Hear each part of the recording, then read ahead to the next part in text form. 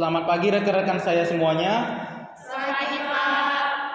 Hari ini kita akan membahas tentang pengembangan pelatihan di unit kerja rekam medis.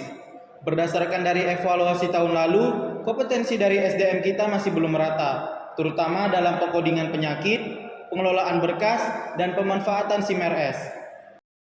Baiklah, kita mulai dari identifikasi kebutuhan kita terlebih dahulu. Flora, silakan. Saya sudah melakukan analisis kesenjangan kompetensi menggunakan metode dari jurnal Liendawati dan Arfan Syahroni, di mana dari 15 petugas, hanya 40% yang kompeten dalam coding ICD-10 dan ICD-9 CM. Setelah itu, masih banyak kesalahan pengisian, tracker, dan misfile. Benar sekali Flora, perbedaan kemampuan ini membuat pelayanan menjadi agak lambat.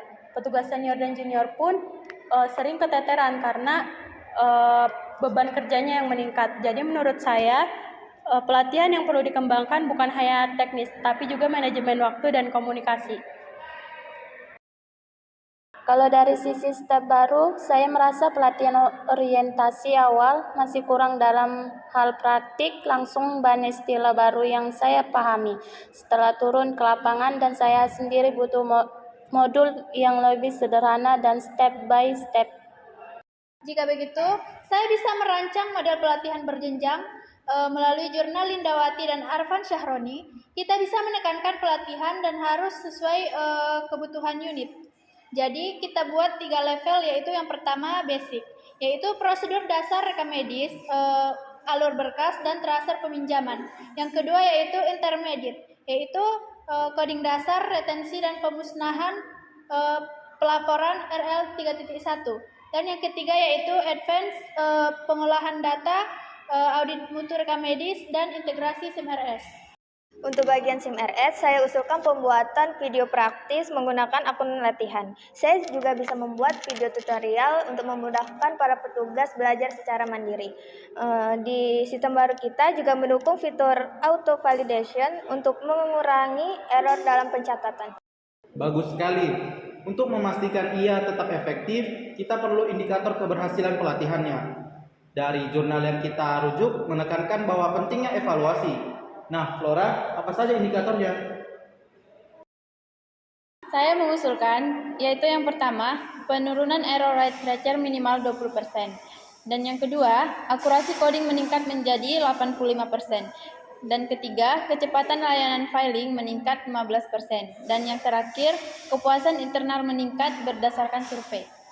Kita juga memerlukan metode coaching setelah pelatihan supaya staf tidak hanya memerlukan teori saja, tetapi juga harus dievaluasi secara berkala. Saya setuju, Bu. Kalau ada mentor setelah pelatihan seperti Bu Sonia, saya bisa lebih yakin dalam menerapkan materinya. Baik, saya rangkum, yaitu yang pertama pelatihan dilakukan hybrid, yaitu tatap muka dan praktik SIM RS. Yang kedua yaitu materi disusun bertahap. Yang ketiga ada modul, video, dan buku saku. Dan yang terakhir yaitu evaluasi dilakukan 1 bulan dan 3 bulan setelah pelatihan. Saya siap menyiapkan teknologi tambahannya. Kita bisa membuat dashboard pelatihan untuk memantau progres staf. Baiklah, dengan ini saya nyatakan rencana pengembangan pelatihan di unit bekerja rekam medis akan memasuki ke tahap tor dan jadwal. Terima kasih atas kontribusi dari rekan-rekan saya semuanya. Semoga dengan pelatihan ini mutu rekam medis kita akan meningkat secara signifikan. Baiklah, sekian dari hasil rapat kita hari ini. Saya ucapkan terima kasih buat semuanya. Baik, Pak.